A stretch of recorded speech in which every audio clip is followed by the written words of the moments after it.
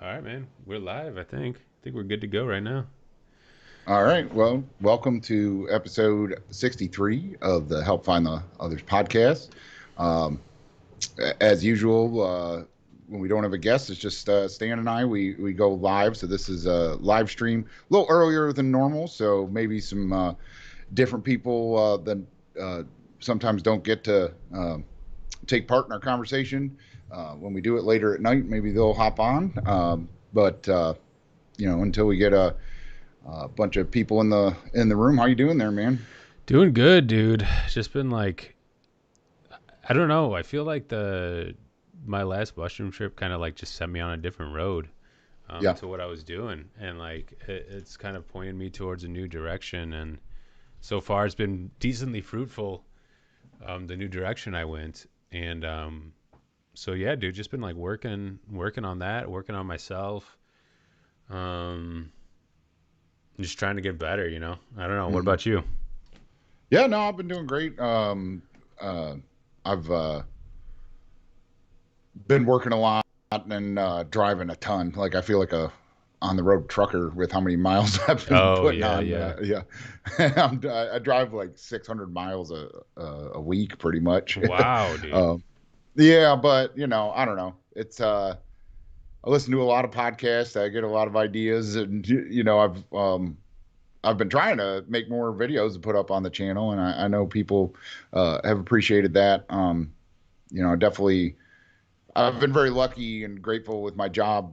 I get to uh, have a lot of nice scenery and be out in nature, and a lot of times it inspires me to make a video. So, Absolutely. that's Dude, yeah, I love your videos, man. I big fan of the videos. I'm like happy that yeah, you're still like microdosing even though you're like out on the road or whatever. yeah. That hike, the hiker dosing video. If anyone hasn't seen it, check that out. That was a fucking awesome hike, awesome microdosing experience. And like I said in the video, I mean, it was a larger dose than I would normally take, and I didn't really weigh it out, but and you could just feel it was like this day where it was like, all right, it's officially fall, and it's just my favorite season as well. So Nice. yeah, Dude, so I'm glad. I'm really enjoying work now. And last weekend I went up to New York and winterized my house up there, and we I went up with my mom and we rented a dumpster and threw out like all this junk, that just accumulated, and that was really good too. That was a good trip, and up there it was crazy. It was like full on peak leaf change fall. So Really? uh, Already? yeah, oh yeah, dude, it was pretty awesome. So That's great, dude. yeah. Dude, it's weird because I'd been thinking about wanting to microdose, and after that your video came out, my cousin hit me up for microdosing help, and like one other person said something to me about microdosing, and I was just like, all right, I think that's probably the sign to get going on microdosing again. You Yeah. know? Oh yeah. Yeah, dude. And definitely, the setting has so much to do with that, just as it does with a larger dose, True. and I think that's a big thing I realized on that hike, was like, yeah, the stereotypical or the microdosing regimen of today is like you can do it at work and you'll be more productive and stuff like that. But um, I think to treat it as recreational is really important too, and can be, you know, it can make it go a lot further for your kind of well-being and stuff like that. Yeah, I know. I have to make sure that like if I do microdose, I'm not stuck inside all day or any of that. It kind of forces you to get outside more though. It's like you owe it to yourself if you take these things to get your ass outside. Yeah, yeah, and I mean it's that nature appreciation that, like, I definitely get that because I'm wired that way anyway. But I think Hmm. for other people, it'll be like your first hike ever almost, if you've never done something like that. Yeah, yeah. I've actually been thinking about going camping too. I've never actually spent the night somewhere in the wilderness, and I really want to get a tent and do that sometime soon. Yeah. I think that could be a fun time. We have some people in the chat already though. We have Naka Sewell says he's currently recovering, or he or she is currently recovering from a 10-gram trip. Woo. Yeah. And we got some other comments, just how are you doing and loving the hair. Appreciate it. Yeah, man. Yeah, I haven't seen your since you cut Yeah, dude. your Wow. locks. And this is Yeah. long too. Like this is it's back to long. I'm getting it cut again on Thursday. So Oh, really? yeah, like this is too long for me. It's so like weird. Yeah, yeah, Yeah, no, it's cool. yeah. So, well, so you talked about your new path Yeah, yeah. that you've been going down. What you want to talk about what you've been doing? Sure. I'm not going to get too much into detail on it because I kind of wanted to leave the two separate. But I do live streaming now and have received decent. I don't know. You're decent viewership. So I don't know your video that wasn't the hiker dosing one, but a different one when you were talking about like kind of just go into the path of least resistance. I feel like that definitely just spoke to me a lot with this new endeavor because you're right. Like the amount of energy that we put into this and all that. Like even if we're on a strict like 1 a week regiment and I'm doing clips and putting a lot of my time and energy into it, the return seems to be stagnant. Like I love where it's at and I love the community that we have. So it's no knock on that. But just trying something new and seeing more results somewhere else kind of just got me hooked on what I've been doing. So yeah, I just been live streaming and people have been responding very very good, very well. That and Yeah. also like not anything that I could get immediate feedback on or anything, but I've since my mushroom trip I've kind of pushed myself into more things that I've wanted to do. Like I'm in the talks of doing like vocal lessons at a local college. So like stuff like that, I've always wanted to try. I wanted to try it out. I might be horrible at singing. I more than less will be probably horrible at singing, but I want to give it a shot. So I think that kind of just given me the boost to put myself back out there and do what I did when I first met you, which was put Hmm. myself out there and see what I can do in a different avenue that I never thought was actually there. Yeah. Yeah. Yeah. No, that's awesome, man. I mean, like you said, the path of least resistance is going to be the easiest way to grow. Mm-hmm. Like we can get stuck so much on kind of what society will, or not even just mainstream society, but just even in the spiritual awakening type of crowd. It's like you can lead to this like belief that like you have to drastically change everything, and like that's the only way to be better, that's the only way to grow.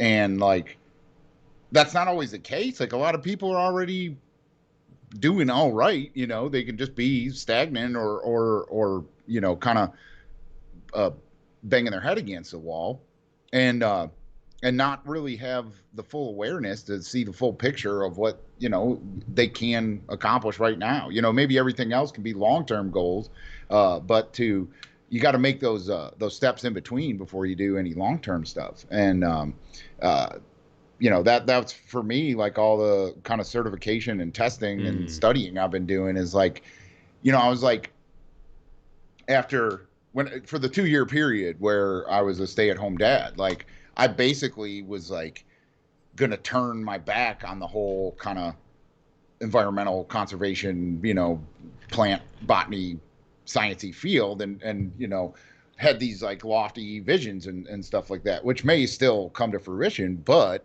require a lot more capital investment than I have now, and require a lot more time than I do when I'm still, making sure kids get to bedtimes and reading stories and doing all Yeah, that. yeah. I don't have a lot of time for kind of business type stuff.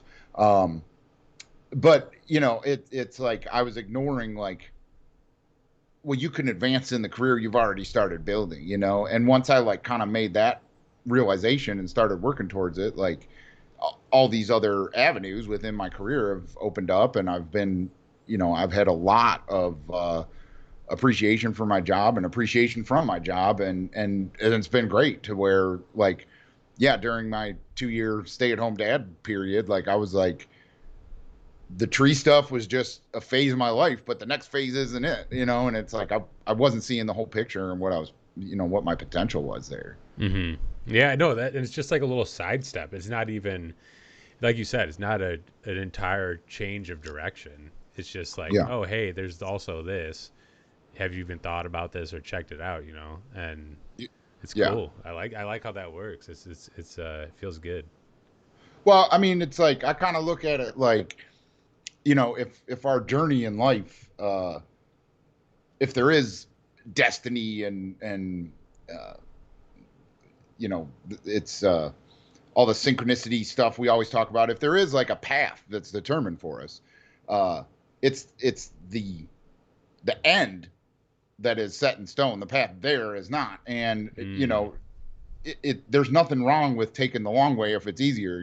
Like if there's a bridge but it's a mile down the road, that might be easier than swimming across the river. And uh, that's kind of how I've been looking at everything. It's like all the stuff I want to do with a retreat center or family camp or stuff up in New York. Like I still want to do all that.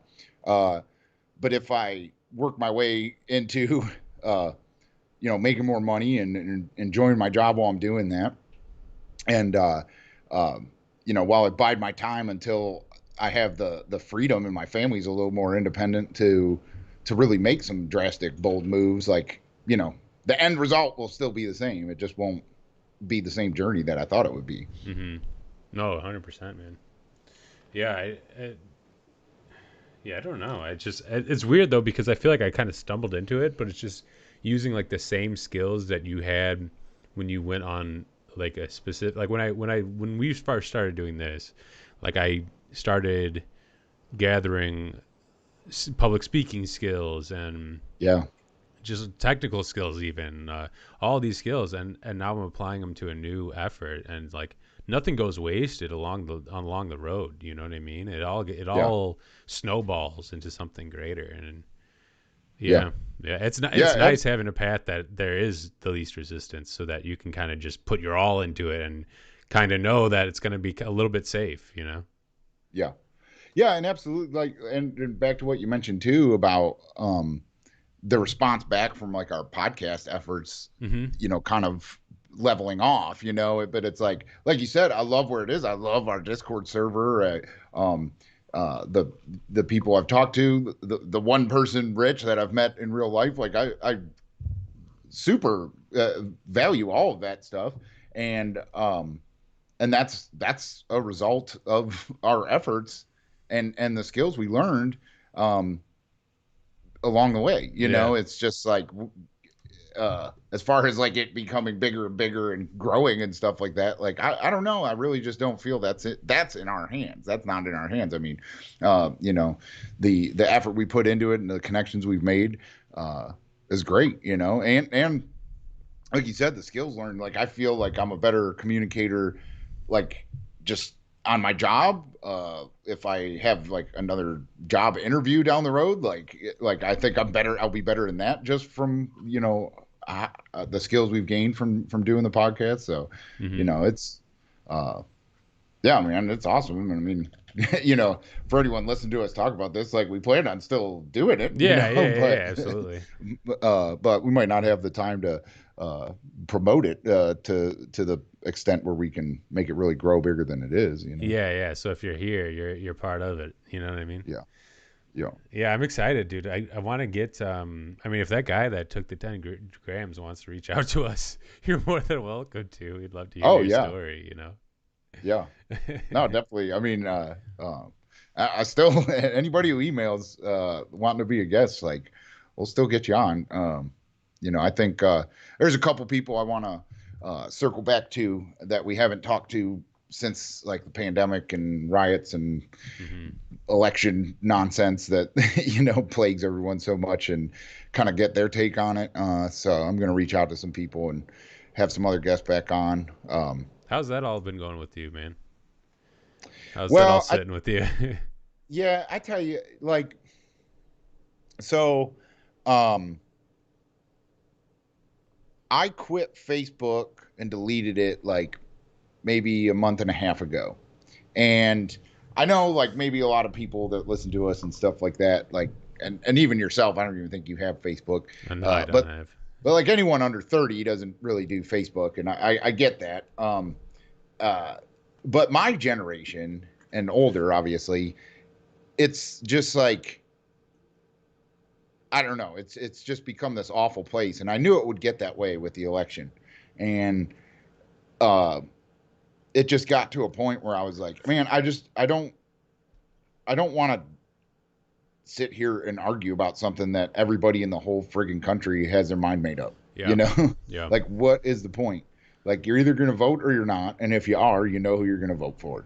There's no need for these debates. There's no need for all these ads. There's no and there's definitely no need for this uh, violent keyboard warrior battles between boomers and Gen Xers, and like Yeah. it's just pointless.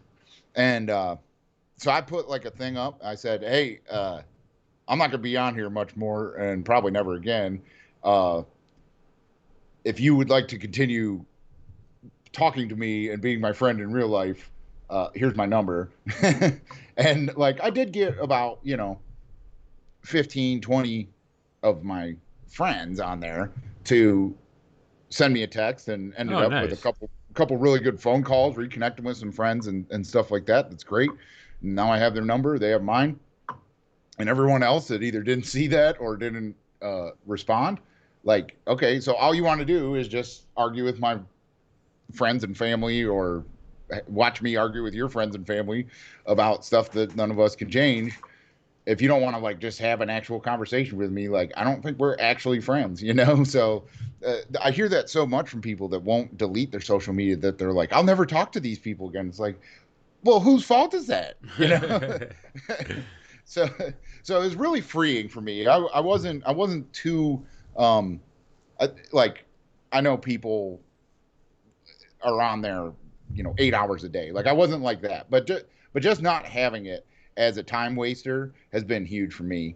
And you know one benefit of like the way our media works now, of just getting links and clickbait sent to you, or seeing it in your Google News feed or whatever, Hmm. um, it goes back to that reality tunnel idea. And you can pick your own reality tunnel, and like I've stuck to my guns about like I don't feel the urgency to vote right now, and I hate this is like peak two-party system with the two candidates we have and the debate we just had. Like I just don't care. I do not care, and I care. I have ideas about how policy should go and stuff like that, but until we're even remotely close to talking uh, logically about the things that I do feel strongly about, like I don't need to take part in this charade. And because of that, I don't care about the articles. I don't care about the links. I don't care about all that. And I want to pick a different reality tunnel to focus my attention on, and um, I've just been really like I still have Twitter, Hmm. but it's all crypto, like Yeah. Yeah.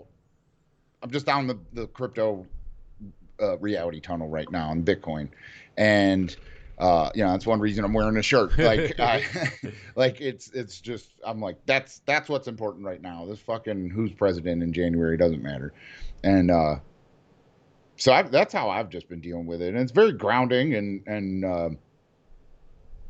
I don't know, I have a lot more to focus on, and everyone else that I know that is still stuck in social media anger land, like they're having a lot harder time than I am the past couple months. Yeah, yeah. Dude, I've been doing the same thing where it's like you said I haven't had a Facebook in so long, man. But even like Reddit, Twitter, like Twitter I just use for sports. Like it's only sports.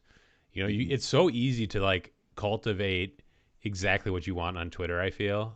Like it's so that you can have it exactly what you want. You don't need any Yeah. other bullshit. Whereas like Facebook will suggest shit to you and all that, and it's just bad. But yeah, I've been actually wondering, like, to do you think it's a discipline thing, or do you think it is like you have to swear off social media as a whole, or do you think there's disciplined use of social media if you Well, have Facebook, Twitter, Instagram, Reddit, all of it? and you're somebody that's an active user, is there a disciplined way to be like a heavily active user? I don't know. Yeah, I mean, I think like say you had a business, and like you could Mm-hmm. be very disciplined and be like, I'm only using Facebook to promote my business, and I'm not going to comment no matter what some douchebag says. I'm not going to comment back. I'm not going to, ruin my reputation in my business or whatever. I definitely think like you could use it for that. You can totally use it. Um, if you see someone that's already always posting political stuff and you don't want that, you can hide them or whatever. You can do stuff like that. Um, but I always say, it's like, and I think I said it in that one video we were talking about, but that the internet and the way our media works now, you can either use it as a tool or you can be the tool that it's using, and that takes awareness, that takes all the meditation and yoga and uh, setting a certain amount of time every day to be unplugged and stuff like that. Mm-hmm. Like it takes discipline in order to use it as a tool. Yeah. Yeah. I have a pretty bad view, I guess, where it's like, not evil, but you know what I mean? For a lack of a better term, like social media is just bad. It's like Hmm. bad for you.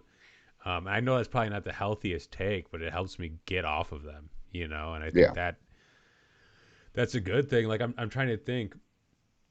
I recently what it's been for me is like noticing when like I'm emotionally attached to something or going down like a rabbit hole that's just like, what the fuck am I doing here? You know what I mean? Like reading Yeah. about, like, perfect example. I saw this on like Google News or something, but like the what it means that Trump took off his mask. It's like shit like that. It's just like, wait, I forgot. I don't give a shit, dude. Like I do Yeah. not give a single shit. And like I'm going and like the best part about it is once that clicks in my brain, I don't go away from the post that I was looking at. I just shut off the app. Yeah. I'm too deep into it right now. I'll come back if I need to later. Yeah. And like that's Yeah. how I've been using social media recently. Like it's just as soon as I realize I'm somewhere I don't want to be or caring about something I really doesn't matter at the end of the day, I shut off the app entirely. Yeah. Yeah. I mean, it's what you just said there, that you have to be aware of that when you're becoming emotionally attached to something, and stop and be like, okay, I'm emotionally involved in this situation, in this uh, moment, whatever it is. And you have to be like, should I be like, Mm-hmm. does it serve me or, my responsibilities to be emotionally involved right now? And if it doesn't, uh, in a positive way, that means that it's going to be only affecting you and others in a negative way. And I mean, it's like that Bruce Lee quote, like, be like water, just let everything flow through you unless it's something that you need. And so much like discussion over politics or, you know, any of the protest issues and stuff like that. Um, for most people, it doesn't have anything to do with them and there's nothing they can do about it. Mm-hmm. So getting emotionally involved to the point that you're going to, you know, in the case of social media where you're going to offend, your aunt or, your friend's cousin or whatever, um, like it's probably not worth it. And it's probably just going to be damaging to everybody involved. Mm-hmm. And you have to stop and feel that and feel that awareness. And that's, where I think, meditation and, psychedelics have helped me like kind of be more in the moment and more aware of my emotions and thoughts and stuff like that. And that was one reason, like with Facebook, like even if I wasn't commenting, I was getting emotionally involved by reading what Yeah. other people think. And it just was not serving me. There was, if I'm looking to use social media as a tool, I didn't find a use case for that tool, at least in Facebook for myself. Yeah. No, you're right, man. And like the family thing is what gets me is when it gets in between families. Like a close friend of mine is just talking about how they're arguing on or not even arguing, but it's just like, oh, they're anti-Trump and their families from the South and they're Trumpers. So it's like I'm reading this stuff. I can't even believe that they're posting this on Facebook, and it's just like, dude, that is blood. Like that is blood family. Do not let what Facebook's purposefully throwing your way to trigger you. You know what I mean? Like, don't let that change your opinion of who they are. At the end of the day, they're humans and they love Yeah. you. You know what I mean? Like, that doesn't change regardless of Yeah. political opinion. You know, you can't let Yeah. that get in the way. Yeah. I think that's why like Twitter and I don't know why Reddit aggravates me more, but it would definitely fall under the same category of like they don't seem as human, you know? Like I know at least in Twitter, like most of the people that you might see saying something you don't like, most of them are bots, like just trying to Yeah. do that anyway, you know? Um, and it's I can kind of have like troll moments on those two social media platforms because I'm not emotionally involved. I'm in it for the lulls, you know. Yeah. I'm Yeah. just Yeah. trying to so like it is that family connection that's like so humorous. It's like, man, if you guys were watching a football game in the basement, like you wouldn't be calling each other racist right now, you know. Yeah. Like Yeah. you know, and it's just like um I don't know, man. And then on top of it, just how much the pandemic and um all the public health policy stuff, how much that is just dragged on people, and if they've lost their job, like the economic situations and everything like that, where people are just like even nastier than I thought they could ever be uh, towards family and towards people that they know are real humans. You know, Yeah. it's just sad to see. You know. Yeah. Um, so we actually have a question in the chat, kind of bringing it back to psychedelics. Can you guys, and actually something we touched on a little bit ago with the microdosing, but can you guys talk more on synchronicity? I remember hearing Rubin's story of meeting Wayne Coyne. Have you experienced any other events as memorable as that? I've been observing them very frequently, and I have to start writing them down. Yeah. Well, that's a a good question. And I recorded a video I didn't upload yet because, like, just it was. I know my videos are rambly anyway, but this was a new level of rambly that I have to. I will touch on the subject again, or oh, I can touch on it here. Yeah. Um, but that I've noticed more and more, um, and obviously it was kickstarted by me becoming a psychedelic, you know, member of the psychedelic community, Yeah. but I've just noticed more and more like kind of things that can be as benign as like for you, Stan. I think it was last week or maybe a week before. Um, I knew you were going on vacation, and I was like, just out of nowhere, I had this thought like, "Hey, I wonder how Stan's vacation's going. I should text him when I'm done with work or when I get back to the truck or whatever." Yeah. And like at that exact same moment, you texted me and said, "Dude," and we hadn't texted in like a week maybe or Yeah. something. Yeah. And you were like, "Dude, this vacation's really a reset. You know, we should do a live stream soon to catch up or whatever." And you know, it's like that's a rather benign thing, but it led to this podcast and whatever, you know. Um, and then I've had like some stuff with work where like I was thinking about a customer like I just out of the blue, like, oh, I need to call them, and they call me, you know, like stuff like that, which I know everyone kind of has every now and then. And I think that stuff just happens all the time anyway, but psychedelics and you know, just working on your consciousness and awareness like makes you realize it more, you know. Like, oh shit, that was kind of weird, like we were both thinking about each other at the same time. Hmm. And the context of the video that I recorded was that technology is making us more aware of that, like um because we can instantly connect, you know, back when you had to like dial up someone's phone and they had to be home and whatever. You know, there's probably a lot more instances of someone thinking like, hey, I need to connect with this person or I need, you know, need to do whatever, but you couldn't instantly connect to know that they had that same Same thought. connection at the same time as well, you know. Yeah. And so like as much as, you know, we might have our times where we want to throw our phones in the river, like um they're helping us realize how connected we are with like some sort of, you know, ESP, telepathy, sixth sense kind of stuff, you know. I had it, so another instance I talked about in the video, but I had someone contacted me like to hire me for as a consultant at their house for like their trees, and they emailed me, and then when I responded, they didn't email back, and I was like getting frustrated for about a week. And as soon as I like kind of vocalized it and felt like to tell my wife like to kind of complain to her, the lady emailed me back after like a week, you know? So it's like, it's not just friends that you have connections with. It's just like, I don't know, just like people we're supposed to get in contact with and have some sort of interaction with to some sort of beneficial gain to both people. You know, that stuff just seems to be there, that we connect at the same time to each other's consciousness. Mm-hmm. And I think, yeah, you know, to the original question, like, does psychedelics play a role in that? They definitely do, you know. um, that may not be the synchronicity of like listening to the Flaming Lips and then seeing them in the airport. Like he wasn't Yeah, thinking about yeah. me. You know, that's something different and maybe levels on like the manifestation and stuff like that. But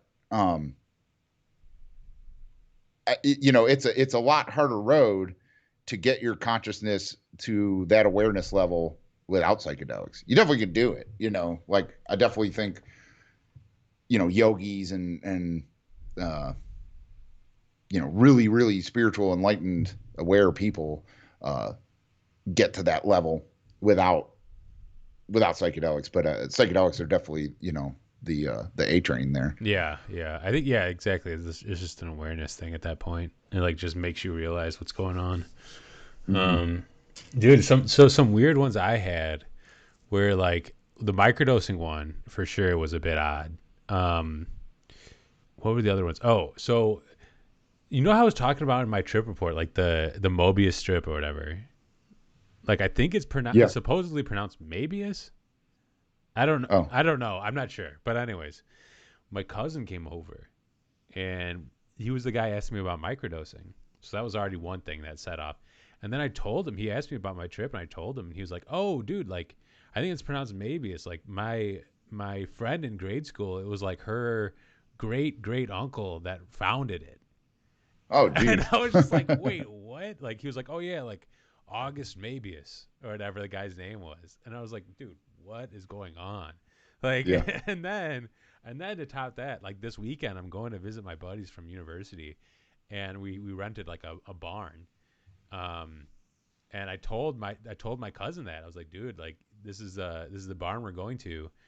He grew up nearby that location, and or at least in the state. And I showed him the barn, and he was just like, oh, dude, that's my buddy's old house. And I was just like, wait, what? Like, what is going on right now? You know? And I was like, if anything, this is a sign that we need to hang out more. Like, Yeah. Yeah. I think that's the case, you know, is that these little uh you know, they might seem like minutia, you know, but it's like there is no coincidence. I just, you know, kind of yeah. have thrown that belief away, you know, that there's, oh, it's just a coincidence. It's like, no, like we're the universe gives us nudges, you know, and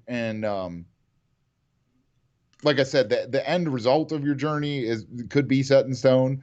But the path there, you know, the universe, and I think that's what all the spirit guides and machine elves and angels and demons and aliens and all these, you know, other dimensional entities that people put their terms on whatever they think they are. I think that's what they are. Is they're the stuff that is like, hey, this would be a, you know, they're using us as a choose your own adventure, and they're like, this would be a good path to take, you know, and Mm-hmm. you should hook up with that person. You know, and you know, I think there can be a really frustrating thing when if you're going to resign yourself to an idea that like everything's just, that's just coincidence, whatever.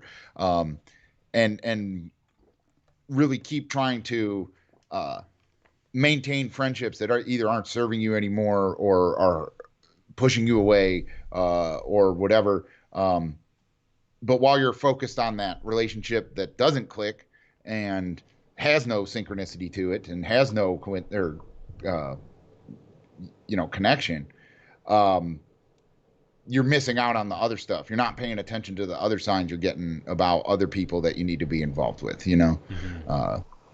So, you know, it's, oh, and what I talked about in the video too is that I've started writing down every little instance like that, you know, Nice. just to look back and like really you can see the web, you know, that's always been there. Um, and the more it's just like with gratitude, the more that you're grateful for stuff, the more good stuff that you like comes into your reality. The more you're aware of the synchronicities of life, the more synchronicities come into your life too. You know, that's just the way the universe works, and um, so that's what I've been doing too. It's helped me kind of get back into journaling because it's like maybe the discipline of journaling every day, I miss out on that and then get frustrated or whatever. But if I journal on the days that I've had some sort of synchronicity and start with that and then be like, just expand on what I think that might mean, it's actually been um, a more healthy like journaling uh, habit and not like, you know, there's some journal entries if I read back where like I was obviously just like, oh, I'm supposed to journal, I told myself I would, so here it is, you know, like that kind of Yeah, thing. yeah, And yeah.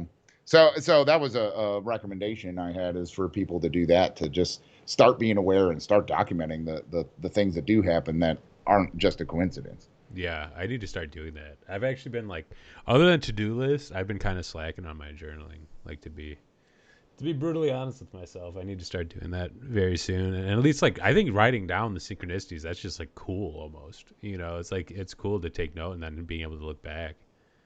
Yeah. Like, and I I mean, need to do daily gratitudes as well. mhm. Yeah, or I've wrote down, you know, moments of deja vu I had and like what happened, you know, so that I don't forget that. That I usually have to like make like a voice note in my phone or something, because it's like, So you know, random. just well, but it fades away just like a dream, you know. It's like when you have deja vu, it's like you know exactly what the situation was and whatever, and then like 30 seconds later, you're like, wait a minute, what was that? You know, and just like a dream, you know. Yeah. It is pretty crazy how that is with today's video, where you know exactly when it happened last. Like Yeah, exactly when it happened last and like what you're recalling from. It's incredible, man. yeah, Cosmic Giggle chiming in. He says, "Hey guys, love writing down all of my synchronicities. It's super trippy to look back on." Shit. yeah. Oh yeah, well, I listened to your guys' podcast episode Oh yeah, on man. his. Yeah, I listened to that on the way up here, man. It was a good talk you guys had. Thanks, dude. Yeah, I like I keep trying to remember like more and more things about the trip I had, or at least like more and more things that have grown on me from it and have evolved and like how I interpreted them initially. And I mean, there isn't much other than the initial interpretation, other than like one thing I didn't mention in our video that I mentioned in Will's podcast was the realization that at some point, I don't know if I was like, hey, I want to see some things, or you know, I want to see entities, or I want to see all the colors and everything. Like I think at that point when I couldn't see them in my trip, I realized like maybe I'm not the person to see those type of things, you know, and guess what? That's okay, because you could still get benefit out of this even without seeing like the crazy shit. You know what I mean?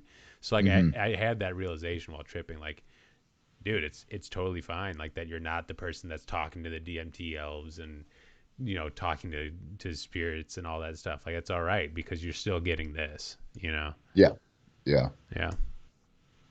Yeah, I mean that's how it always goes, dude. It's like Yeah. every time you tell your trip story, you're gonna remember more, or, Yeah. Yeah. you Yeah. know, realize a new thing. You know, I mean, just like the Mobius strip, like I think you didn't have that realization when we first talked about it, right? No, no, Like I that thought it was, was like an infinity sign, you know? And yeah, then like yeah, and then I was listening to a song while I was on vacation and he brought up Mobius strip and then I was just like, "Oh shit, like that's exactly what it was." Because I knew what it was beforehand. So I was like, hmm, "That's exactly what it was. It wasn't an infinity sign. It was that." yeah, So, yeah. No, that's no, that's awesome. yeah, dude. Oh, yeah. What when are you moving to Michigan? So I'm moving in May is the plan. My Okay, girlfriend is currently doing a pre med program. So that ends up in May, and then I think we're gonna head on over there and try to get a house on the lake, or a house nearby the lake at least, Yeah. somewhere out in the woods, man. We're trying to get a place that we have a yard and away from everybody. Distance close enough to somewhere that she can still work in the medical field, and yeah, it'll be. I'm looking forward to it though. I'm very excited. Yeah. No, I don't blame you, man. I mean, it's like uh living in the city's cool, but this is not a time, No, and no, the no. time's coming up. It's I couldn't imagine it, Yeah, um and just with everything going on, and just kind of like, expanding on what we were talking about with social media and like its influence on us and stuff like that. Like, the more nature you can get in your life, the more well balanced you're going to be, and yeah, I don't blame you. I would think almost anybody should be having that realization if they lived in a city. yeah, dude. I mean, even like we have like a little backyard, probably like 10, maybe like 12 feet by 12, like something minuscule, man. And we have like a hammock out there with its own stand, and very nice hammock. It can fit us both. And like even just the times out there that you're laying in the hammock looking up, you just forget where you are, and like you forget you're actually like you forget there's buildings around you because you're just focused on the sky. And it's Yeah. like so freeing that I need more of that. Oh yeah. Yeah. Yeah, dude. Yeah. I mean, it's like I've definitely got more room in my yard, but I'm still, you look to your left, you see a neighbor. You look to your right, you see a neighbor. And even that's too much for me. Like when I was up in New York this weekend, I was like, God, I wish I could just stay here for this whole winter, ride all this bullshit out right here. Uh, Soon enough, man. yeah, Soon enough, that could be the case. Will said, I think it's super easy for people that have gone super deep to almost pressure people into going super deep also. So that's awesome that I had the realization. He said that I might not be that type of person to go deep. And I agree with that. I mean, I think that as soon as somebody goes deep, they want other people to kind of encounter the same things that they went through. I yeah, mean, even on a lighter dose, like I want like the healing that I've had from like the 3.2, the healing I've had from 3.2 that has made me realize certain things. Like I want that same thing for my loved ones because it was a positive effect, but it's going to be different for everybody. yeah, Yeah. yeah. I mean, I think we've talked about it before, of like that kind of like psychedelic god complex that Yeah. that Yeah. real deep sea psychonauts can end up with. And I would love to like research that, of like how connected were they to their kind of consensus reality prior to those experiences. Hmm. um were they always were they someone who always, either had their head in the clouds, or was not content with their station in life and their friends and family and their relationships and whatever, and that once that psychedelic veil is lifted, that, and they saw an out to where they didn't have to be connected to consensus reality, uh that it's so appealing to them that they don't realize how scary that could be to someone that's not ready, or Hmm. you know doesn't seek that. um and that's the wonderful thing about psychedelics, from microdosing to macrodosing, is that they can provide, they can be a crutch, they can be uh, a supplement, they can be, um, a medicine, they can be a therapy, or they can be a new paradigm. They can be all of these things, and all of those are okay. All of those, for the person that has that experience, is what they're meant to be.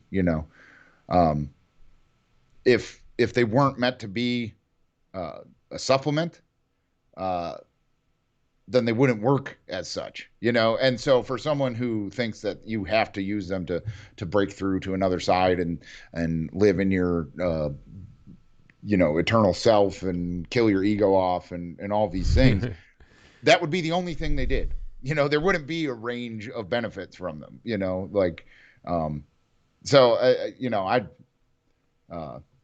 I guess that's how I feel about the people that provide pressure on other people that you have to take these huge dosages and really escape reality. Mm-hmm. Yeah, I think the experience is vital for like the human lifetime. Like I think that I think that's agreeable that everybody should have the experience, you know. Yeah, But to what extent, I can't control that at all. yeah, Like I would love to have my loved ones kind of just let go of their worries for a second and all that, but it's like I can't convince an older generation that's never touched a drug in their life to want to do something like this. You know what I mean? All I can do is give them information and hope it goes through them to the point that they are interested themselves, yeah. which is pretty crazy because my brother got my dad that book, the Michael Pollan book, and he's now just taking a ton of mushrooms. No, he's he hit up my brother with uh like a link from his like favorite newspaper writing about magic mushrooms becoming more decriminalized across the states. And my Yeah, brother would text me. He was like, "Dude, this is weird." yeah. They really the Johns Hopkins like stuff and Michael Pollan's book and all that. They really got through to the boomers in the past couple years Yeah. because like I had my mom said like, oh, I was listening on NPR and they were talking about psychedelic mushrooms being a breakthrough therapy or whatever. I was like, yeah, well, that was a year ago, but yes, it's still awesome. And my neighbor, even like, and he's not a, well, no, he's not a boomer, but he's older than me. Um, like he mentioned um the stock price of like some companies. So even like financial guys are like starting to get like, oh, what about psychedelic mushrooms? Um, and I think my mother-in-law too mentioned something about it. And it's just like three people that I would have never expected to mention that, and they definitely got through to them. The media did in the past year or so. Yeah, no, it's great. It's exciting to see. And I feel like everything's just gonna be more and more normalized, and it makes me happy that it's just more and more normalized. And like, dude, even like in the field that I'm in, doing the live streaming, like a big thing is VPNs and Hmm. virtual private networks. And like, dude, there's like 16, 17, 18-year olds that a large majority of them all know what a VPN is, all use it. And it's just like this. It's gonna be just like that with smoking and with cannabis and other medicines. Like it's just gonna be just like that. It's just as soon as it's normalized, all it takes is like a generation or two, and then it's something that they're raised with, and then it's all over. Yeah. Then it's a part of the community at that point. Yeah. Well, and I've talked about it before, where like if you look at life in the context of politics, specifically the two-party system, where it's progressives against conservatives, like I don't know how long it takes, but conservatives lose. No matter what the issue is, no matter what the thing is, like life moves forward. Mm-hmm. Generations progress past what their parents' generation did, whether that's drugs and the view of drugs and the usage of drugs and what we consider medicine and stuff like that. With look at just the CBD craze and stuff like that. Even if it's not something as drastic as mushrooms, like you know, you can have a store called uh, CBD Nugs with a big pot leaf as your sign in a strip mall next to a Christian bookstore. Like that was impossible to believe 20 years ago. I got kicked out of an Ames department store for having a hat with a pot leaf on it. Wow.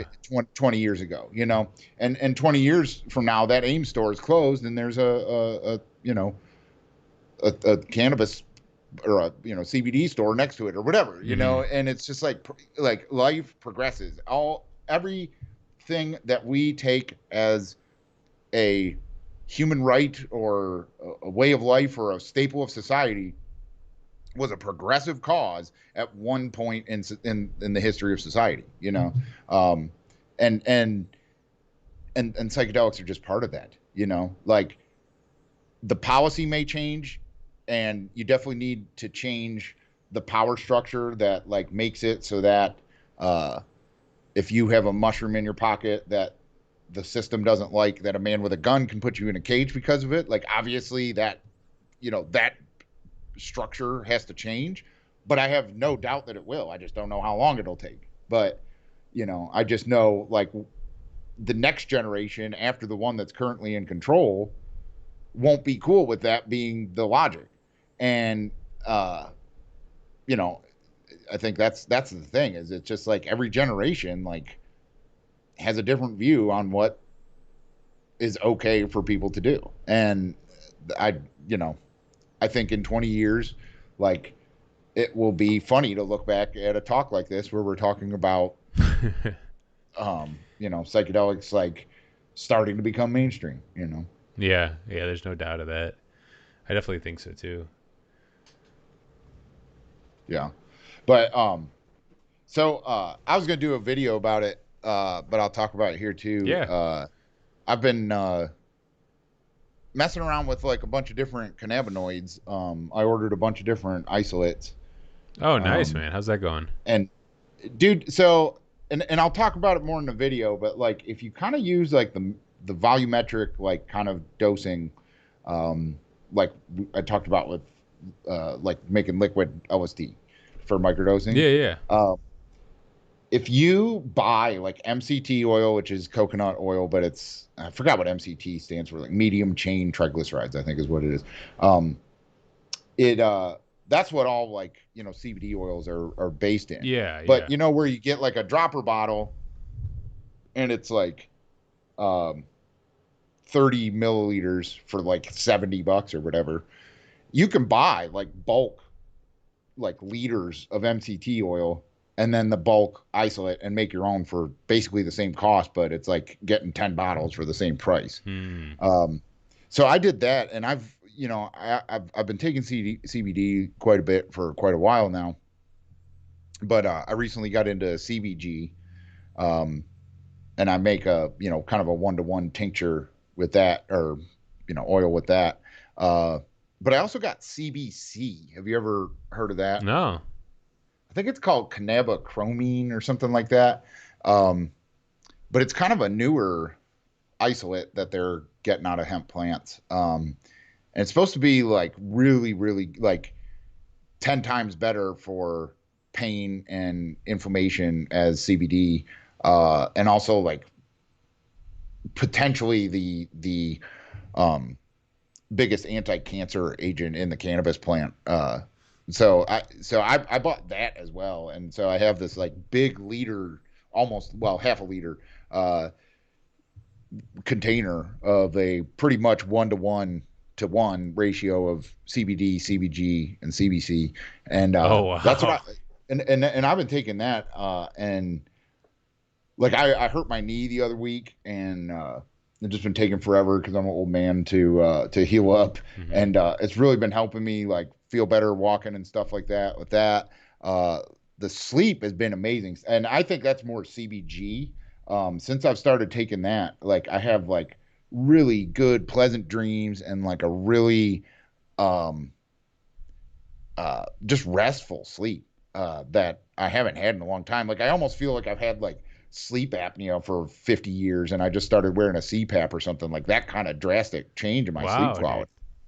Um, so How much are you I've taking kept of that? Of the um, CBG? so I volumetrically dosed it to 1 milliliter is 10 milligrams of all of those. Um, and uh, I take about 2 milliliters before I go to bed. So it's like 20 milligrams of each of those. Okay. Um, and I'll probably keep bumping that up and just see, if it's any different, or if there's like some kind of like drop off, to where it's just kind of wasting it at that point. Um, but yeah, no, that's what I've been doing. I've just been like, holy shit, the fucking cannabis plant is awesome. you know, Yeah. like Dude, like I I lived gotta my try whole that. whole life. Yeah, I mean, it's like and obviously THC is great. Yeah, That's yeah, yeah. definitely been the cannabinoid that has been with me most of my life. But it's one benefit of, and speaking back to like the progressive nature of how all this stuff goes. Uh, the legality and the openness about it now is letting us really like pick this thing apart and find out what the fuck is in this plant, and why has it been a medicine for pretty much the whole existence of humans, Mm-hmm. and it's not just because it gets them high. Like that's what brings you in, but then there's all this other shit that like is actually even more beneficial for you. You just don't have a head change and involved with it. I Yeah. mean, I definitely do think though the CBD, like having it as a frequent kind of supplement you take every day, um, has an antidepressive nature, but there's obviously no buzz associated with it. But Yeah. Yeah, I I de- gotta try that CBG for sleep, man. Like I need something like that. It sounds exactly perfect for me. yeah. Now there's another cannabinoid I got an isolate of called CBN, and so CBN TH delta 9 THC converts into CBN through heat, and so like the reason like people are like don't over if you're making butter or something like that, they're like don't overcook your weed because uh, Mm. it'll put you to sleep or whatever. Mm-hmm. Or don't, if you have a vaporizer, don't vape at a high temperature. The lower temperatures will be keep you up. Higher temperatures will put you to sleep. Or if you smoke vaped weed, like it'll just put you to sleep. That's because the THC has converted to CBN, and CBN is a very much a sedative kind of thing. Okay. And so I have that too, and I made that in oil at the same dosage level or the same strength. However, I didn't put it in uh, that blend I had just because I want to mess with that some more and see. I have a feeling that would require higher dosages and stuff like that, and I can only make it at a 1-to-1 ratio with the other stuff. Um, so I'm gonna mess with that more as far as a sleep aid, the CBN. And where do you get your CBG from? Um, so Like, can you buy like a volumetric bottle already set, ready to go? Well, yeah, but they're going to charge you, A lot. you know, yeah. Yeah. Um, so you got to buy the powder, and I can't remember the company. I was just googling it, Yeah. and there isn't that many companies that sell bulk powder. Like you can get a lot that are like 1 gram, but I bought 5 grams, um, and 5 grams of CBD is really cheap now of powder. I get that from trythecbd.com. And the other stuff I can't, it was like hemp biological or something, or biological hemp or something like that was the website. um but yeah, that was, I'll make a video explaining it more in detail, but Mm-hmm. I definitely recommend people look into that if you're buying CBD tinctures at $70 a bottle or whatever they charge. Making your own in bulk like is definitely the cost effective way to go, and it's just as good, and it's the same thing they're doing. Yeah. Yeah. Do they have does the or how is the method? Are you gonna do that in the video as well? Like how to do it? Yeah. Okay. I mean, Okay. honestly, it's just putting powder in oil, but yeah, I mean, Oh really? I It's that yeah, simple. uh, for quick solubility, you want to heat it up a little. So I did that, but I don't even think that's necessary. Um, I think you can if you let it sit long enough. It's a fat. They're all fat soluble molecules, and they'll just dissolve into the oil. Oh okay. Damn, I got to get Yeah, some of that then. yeah. And then the other thing, and I'll talk about it in the video as well, but the other thing is Delta 8 THC carts. Have you heard about that? No. So I imagine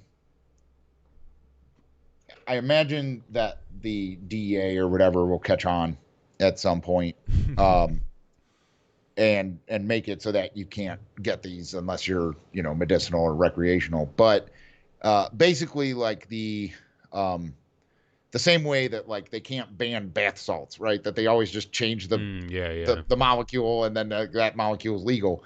Uh, so delta 8 THC is in the cannabis plant, but like the highest percentage you would ever find it is like 1%. So you can't really extract it from the cannabis plant, but it you can convert Delta 9 THC, which is what the DA has a problem with, to Delta 8. And somehow it's a loophole in the law, and it's treated just like CBD, and they sell these at CBD stores.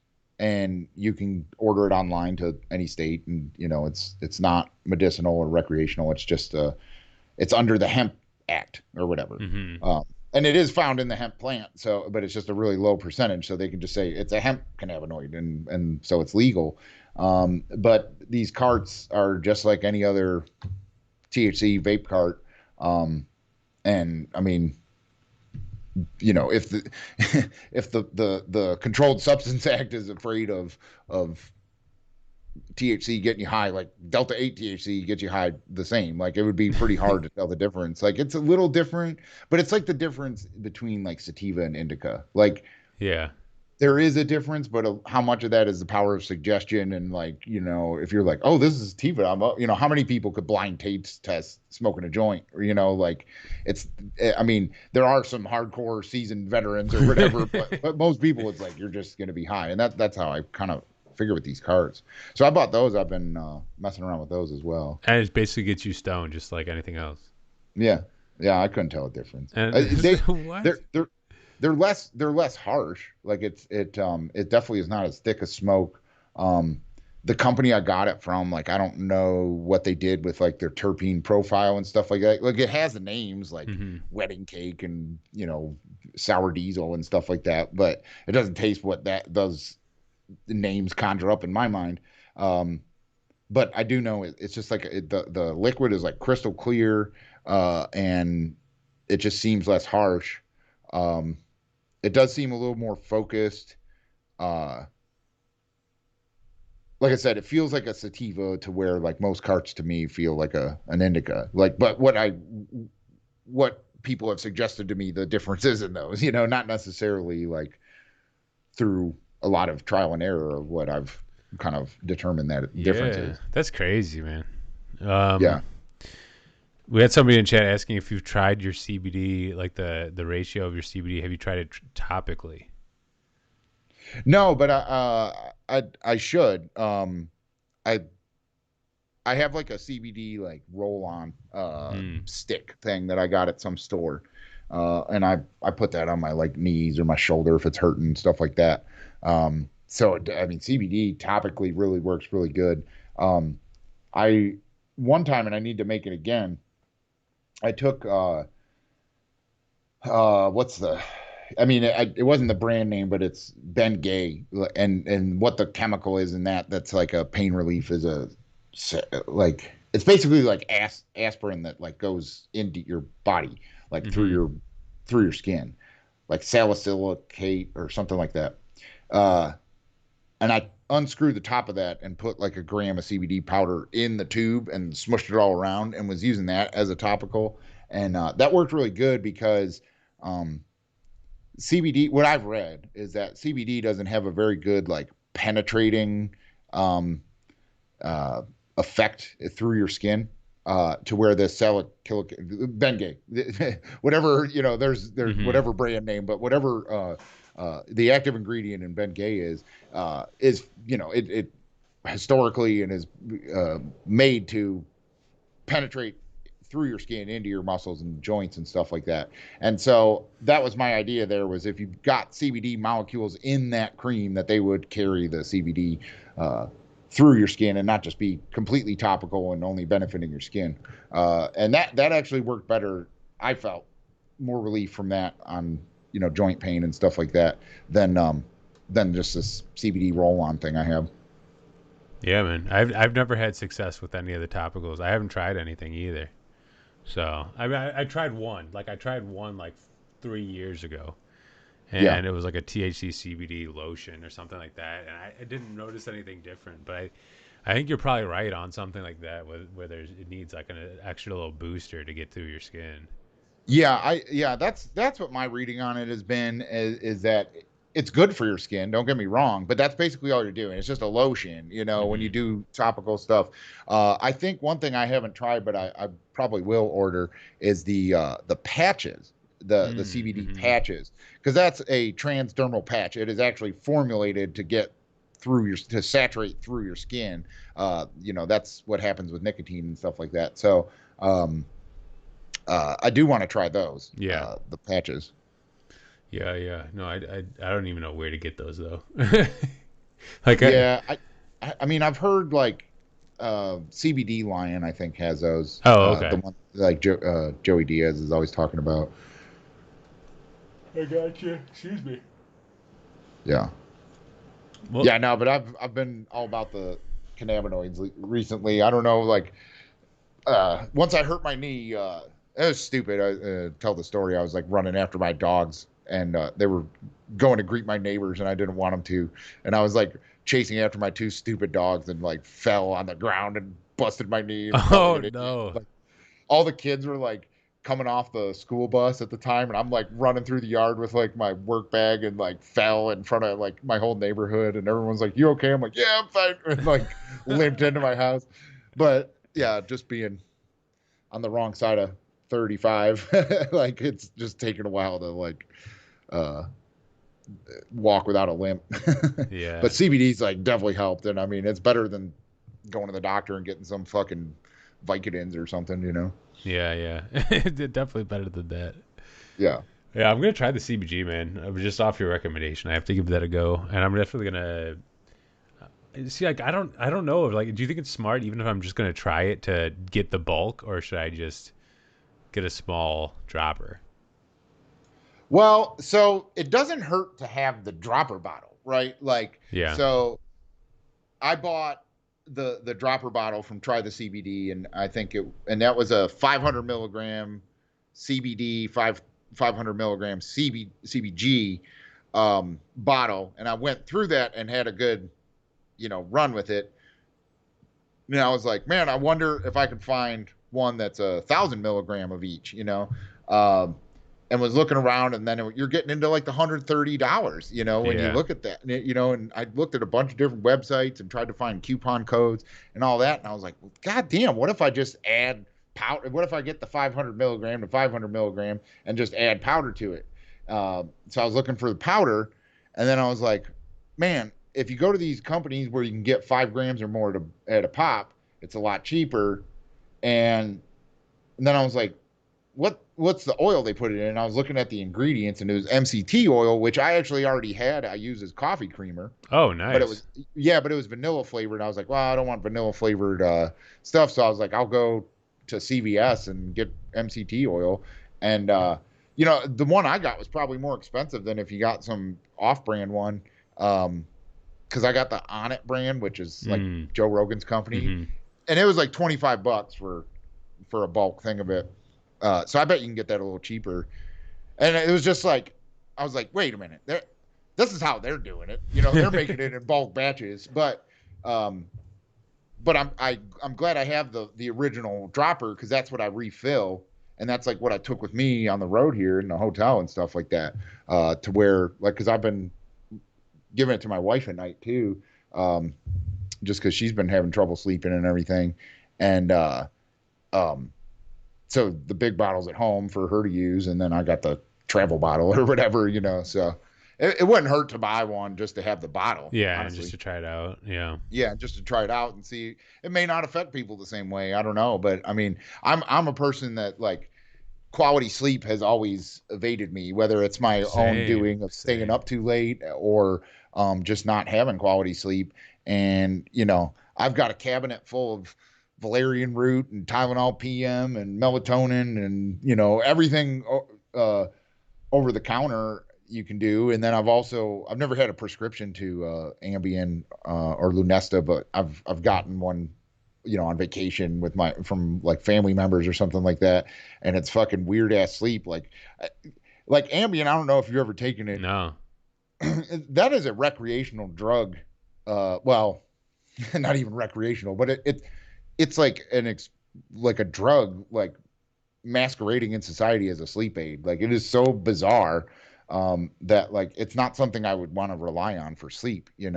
Uh, and So that's why I'm always looking for like natural stuff, and like I don't know, the CBD CBG ratio like is the best thing I've found in like a decade of getting shitty sleep. And you just do two droppers under the tongue. Mm-hmm. Oh yeah. Yeah, I'm gonna try that. Yeah. But Let's see. We got Rich in the chat, Amy in the chat. what's Uh, up, guys? yeah, what's up, guys? JC Cat in the chat. Glad to see everybody coming in here saying what's up. Yeah, I dude, I've Amy said that she misses being in the Discord. I've not been that active. I'm sorry. I've been I don't know. I don't know if I just haven't been active on Discord at all. I don't think. I kind of just like am getting more and more off of handheld devices. I'm more and more on my computer now, but more and more off handheld devices, which is good. Yeah. So I'm not really taking it with me when I'm not in the office. Yeah. Yeah. And you know, it's like the Discord I think will eventually be my only social media, like as long as it sticks together, because like it it goes to like my whole everything I like about society right now is the decentralized stuff, you know? And it feels to me like that's what Discord is, you know? It's like it has these little groups all over it, but it's a social media platform, but it has like no agenda, you know? And Mm-hmm. so there's no algorithm built in. The algorithm is what the community is what's inherent in the community, you know? And like I could see myself like I got off of Facebook. I could see myself getting fed up with Twitter at some point. And then like honestly, I think like the only reality filter I would have at that point would be the Discord. So uh um, I I I understand getting off of handheld devices and trying to like have less phone time, but I find myself right now doing the same thing, obviously, and I've been driving so much and I don't text and drive. Mm-hmm. So like I was like I find myself I hear my phone go off and instead of being like, oh, is that someone that texted me, or oh, did someone reply to my Twitter thing or whatever, I find my going like, oh, someone posted something in the Discord, and like when I do get to phone time, like that's the first thing I check is the Discord, and so like it's uh it's my social media choice right now, and you know I may not be as active on there as I should be, and I think most of my activity goes into the crypto channel just because like I said that's been kind of like what I focus on news wise and stuff, but you know I appreciate the hell out of everyone that's on there regularly, and uh you know I hope we meet in real life at some point, but I definitely view all you guys as friends, and I'm very interested in everything that's going on, you know, people with new job ventures, and I Mm-hmm. mean we've had uh children born into the community and marriages, and you know I mean it's It's awesome, and crazy. it's you know it's people that I truly consider friends, and you know I cherish it. So even though uh, I may come in and out and have moments where I'm not on there frequently or whatever, like I'll always come back to it, you know. Yeah, yeah. I think I'm the same way with that. Definitely my favorite form of social media by far. Yeah, yeah. Well, man, is there anything else you wanted to talk about real quickly? Well, I mean, just in case we don't uh, have a podcast until it happens, like what's your take on the election? Let's talk about that a little bit. My take is I'm not voting. Yeah, That's I my know. take. I'm not voting. It's a vote for a new system, in my opinion, is the not voting opinion. Um, it's all a joke, man. It's two candidates masked as a choice, even though the choice is the 1% at the end of the day. So either you're gonna get a guy that has the 1% behind him, or you're gonna get a guy that is part of the 1%. So I really don't give a fuck, really. Like, I'm part of my language there, but it's something that's like it's such a big distraction in today, and all the culture today, that it's just like it hurts me that other people care so much. Really Yeah, is what it really does. But yeah. yeah. I think none of what's going on is going to scare me into voting. Like, um, I don't support Donald Trump. Hmm. I don't want him to win, but I don't support the lesser of two evils idea. Exactly, And dude. I watched the debate, if you want to call it that, and I told myself I wasn't gonna, but I was like, okay, before I really commit to not voting, because like my friends and family, like it's a big deal. Like they are gonna like lose their shit if Trump wins, and they are convinced that like, oh, well, this poll, Biden's doing this, blah, blah, blah, whatever.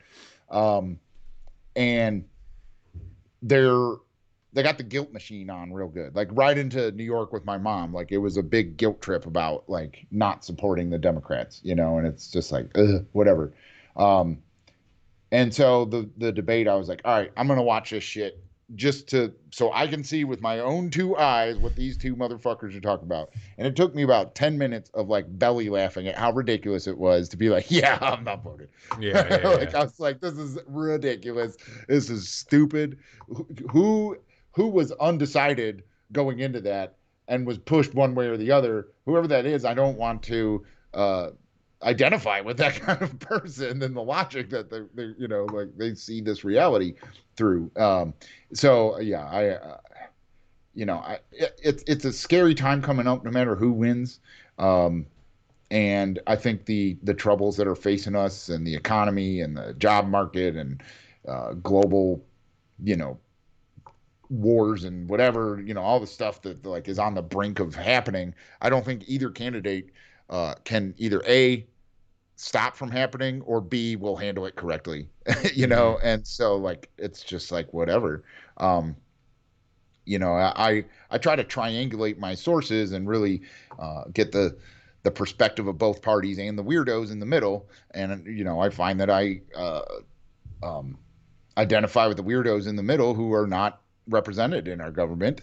Uh and I focus on the positive things in my life that I can do something about, and it keeps me from really being afraid of what's either side says is going to happen if they lose. And I'm just not guilted or swayed into believing or being emotionally connected in it. Hmm. um, I feel the same way about the protests and stuff going on. Is like at the start, as like obviously I hate police brutality. um, and I've talked a lot of shit about cops and say cops are dumb as fuck, which they are, but they're not all bastards. And once the protests were like all cops are bastards and like all cops deserve anything that happens to them, like there's that logical part of me that's like, wait a minute, hold up, like that's not the case, and um, the problem is like our uh, court systems that hold police, regardless of what happened, they're already like, where citizens are innocent until proven guilty. Like cops are even like innocent until they can't be proven innocent anymore or something like that. Hmm. Like I don't know, it's like another set of rules that they play under, and that's what's the problem. I don't um I heard I think, do you ever listen to Hotep Jesus? Do you know who that is? I know who it is. I don't listen to him though. Yeah, so he's a podcaster, and he's African American, and I think it was him, but he said that the the demand for racism in our country right now exceeds the supply. And like I've kind of started to see that, where I was really like, fuck yeah, protests at the start of the summer, but as it's gone on, I'm just like, I don't know what's going on with them. Like I obviously, like I support the like the Black Lives Matter as a movement or whatever, but like the way everybody's going about this and destroying shit and uh, yelling at people in their face to throw their fist up and all this stuff, I'm kind of like, I don't even want to pay attention to that stuff anymore. And Hmm. it's like part of me, to bring that back to the elections, is feels like the media is pumping that up to kind of like get uh, um, energy behind not Donald Trump, Hmm. like it's not even Biden. It's just like No, it's just they're trying to not. get energy behind not Donald Trump. And, it may work, but it's just not working on me anymore. Hmm. Yeah, yeah, yeah. I don't know. It's all a scam, man. So I'm like fuck it. I used to care. I really did. Like last election, I was big into Bernie, and I mean, you knew it was gonna happen again this year. The same shit. You know what I mean? So like, and dude, it's all repetitive. There's patterns in everything. Like last year, it was because everybody thought Hillary was going to win, or last election, everybody thought Hillary was going to win. It's like, Hillary, what will you accept the results if Donald Trump wins? And she says, I don't know. I'll have to think about it. Like, that's going to be a decision we make the night of. Now it's Donald Trump. Will you accept the decisions if the election shows up for Biden? And he's like, I don't know. I'll have to figure it out the night. It's all cyclical, dude. And you're Yeah. all a part of the cycle they want you to be a part of, unless you're on the outside of it. So get the fuck on the outside of it. Yeah. There's no room to grow on the inside of it. The Yeah. only growth that happens on the inside is for the people that created the cycle. So Yeah. Yeah. And that cycle, what I'm seeing the cycle is right now, and this goes back to like the Unity 2020 movement mm-hmm, from Brett Weinstein. The cycle, and he's talked about this, is that um, the two-party system stays in power or stays a reality because they really enforce the narrative every year of like, yes, the system's fucked up. Yes, Bernie's right. But right now is important to get this guy out. We can't have this guy in. So support this guy, which we said is good, and then we'll fix the system. Next time. Next time we'll fix the system. And they've been saying that every 4 years since at least George Bush Jr. won. And mm-hmm, but probably before that, I don't know. I just wasn't a voter, but that was the narrative that was told to me as a voting age citizen of the system's fucked up. Next time we'll fix it. Next time we'll fix it. But this time you just gotta support this guy, you know. And that's so amplified right now, but it's the same thing I've seen happen mm-hmm, in every presidential election, mm-hmm. you know. Yeah, I don't even think we definitely do not need a president. No. We are We so don't need a advanced. president, and then the other thing we don't need, and I'm glad some people are starting to talk about this outside of crypto communities, but like we don't need to worry about polling places and voter turnout uh and mail-in ballots and voter fraud and all this. The solution is right in front of us, and it's blockchain. And I don't know if you've seen this talk about non-fungible tokens. I think No. Ridgeback mentioned it at once, but I didn't really understand it. But like now it's picked up steam. Is that if you had a non-fungible token is like a ticket. It's not like a Bitcoin. Like one Bitcoin is the same as the next Bitcoin. Like a non-fungible token is a unique digital asset or whatever. Um, and it can be assigned to people. It can be a piece of art. It can be a portion of the Golden Gate Bridge. You could tokenize everything. So you could tokenize your vote, and to the point that you don't get the token until you vote. When you vote through a decentralized app or even a centralized app that just is blockchain verified, making it so that there is no voter fraud. Everybody knows who voted. Mm-hmm. Everyone is assigned a social security number. If you have a social security number, you can use that to vote on an app uh, and then receive a token. And there could be an exchange. There can be the government could set a price on this voting token, non-fungible token, and you receive that for voting. So just take that part of it of uh, transparent votes can't be doubled. There can't be voter fraud. The only thing you could do is like steal a dead person's phone or something like that. But Mm-hmm. if these are verified with fingerprints or whatever, I don't know. Uh, um, but then also, we've always had this debate on whether election day should be a paid holiday or whatever, all this stuff. Um, voter turnout, if you were getting paid, even if it's $10, Yeah. you don't need a day off of work because you can do it on your phone. And to say we don't trust phones, it's like we trust them with our banking and our identities and our reality. And, like, I mean, we trust them with literally everything. Like, do we really hold our vote in a bullshit two-party system in higher regard than our bank account? No, you don't. So, phones are secure enough, but then if you add the blockchain security and cryptographic, kind of technology, this solution is staring us in the face right now, Mm-hmm. and, I'm kind of there's part of me the doom and gloom kind of guy in me likes that this election is not going to be decided on election night, and it's going to be messy, and nobody's going to accept the results, and there's going to be even more riots and protests and whatever. um I'm really hoping that like this election is so that it destroys the two-party system and the legacy like voting system of polling places and paper ballots and all of that, you know. Yeah. And I think we're at this turning point where if you like, this is blockchain's moment from the deflationary economic system that Bitcoin is to the security of a blockchain technology. Like this is its moment. It's all coming to a head. You have the election nonsense that will show that blockchain security is important.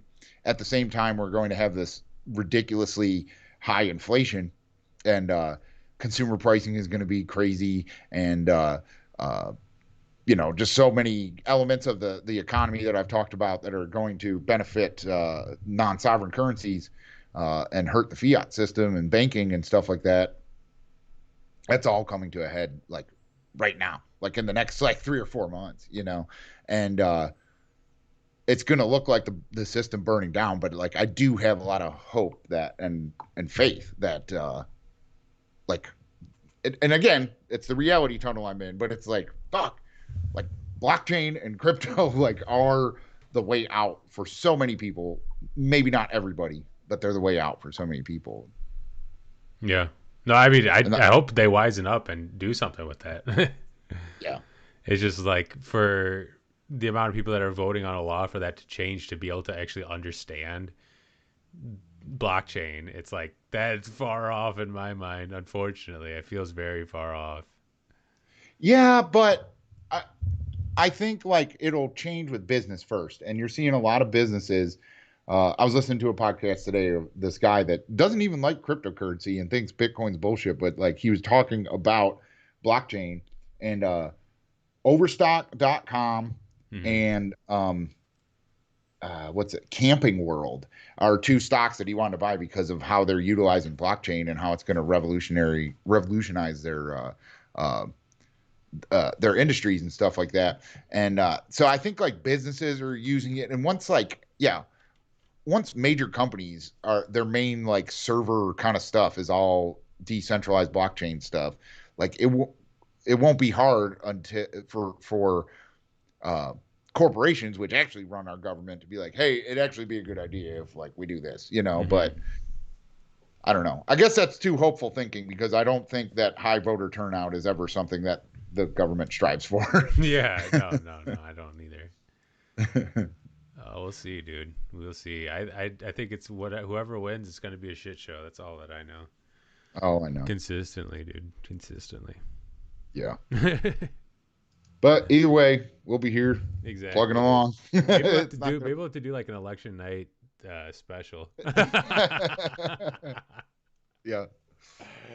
Oh God. Well, dude, great talking to you as always, man. Yeah, man. Definitely. We'll do it again soon, and um, you know, I'll let you know if we have any guests coming in and hit me up. So Yeah, yeah. If not, I mean, we could just do this on like a bi-monthly thing or something like that. We'll yeah, figure it man. out. All right. Yeah. Take care, buddy.